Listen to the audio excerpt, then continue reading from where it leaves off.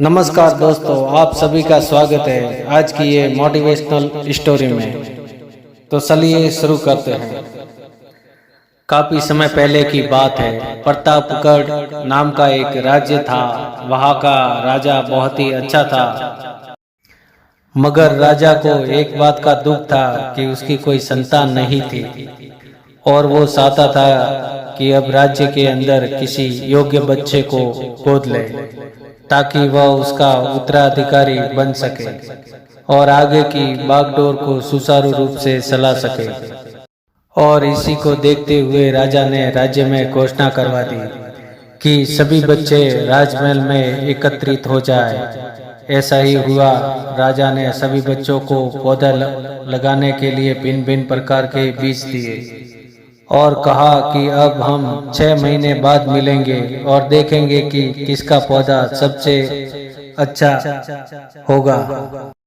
महीना बीत जाने के बाद भी एक बच्चा ऐसा था जिसके गमले में वह बीज अभी तक नहीं फूटा था, लेकिन वो रोज उसकी देखभाल करता और रोज पौधे को पानी देता था। देखते ही देखते 3 महीने बीत गए।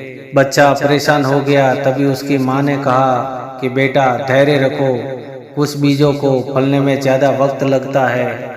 और वह पौधे को सींचता रहा। 6 महीने हो गए। राजा के पास जाने का समय आ चुका था, लेकिन वो बच्चा डरा हुआ था कि सभी बच्चों के गमलों में तो पौधे होंगे और उसका गमला खाली होगा।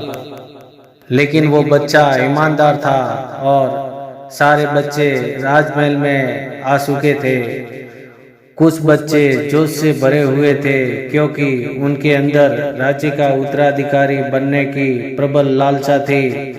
अब राजा ने आदेश दिया।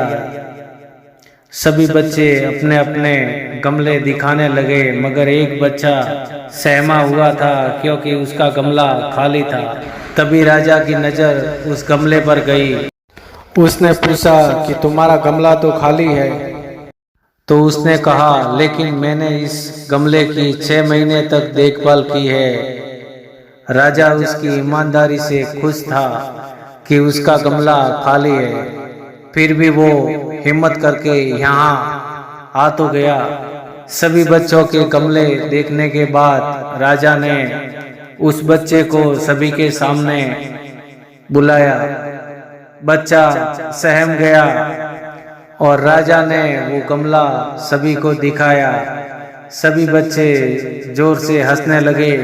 राजा ने कहा, शांत हो जाइए, इतने खुश मत होइए। आप सभी के पास जो पौधे हैं वो सब बंजर है।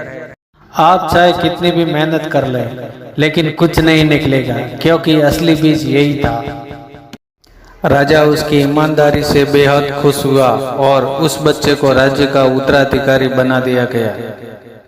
लेकिन हमें इस कहानी से क्या सीखने को मिला? मेरे हिसाब से अपने अंदर ईमानदारी का होना बहुत जरूरी है। अगर हम खुद के साथ ईमानदार हैं तो जीवन के किसी न किसी पड़ाव में सफल हो ही जाएंगे, क्योंकि हमारी औकात हमें ही पता होती है। हम खुद को पागल बनाकर खुद का ही नुकसान करते हैं। फाइनली मुझे उम्मीद है कि आपको यह मोटिवेशनल स्टोरी अच्छी लगी होगी। अगर आप और भी मोटिवेशनल स्टोरी सुनना चाहते हैं तो अभी तक आपने इस चैनल को सब्सक्राइब नहीं किया है तो इस चैनल को सब्सक्राइब जरूर कर लेना और साथ ही बेल आइकन को प्रेस कर लेना ताकि आगे आने वाली कोई भी वीडियो मिस ना हो जाए। आपका कीमती समय देने के लिए दिल से आपका शुक्रिया। तो सुनते रहिए मेरी आवाज़ मोटिवेशन।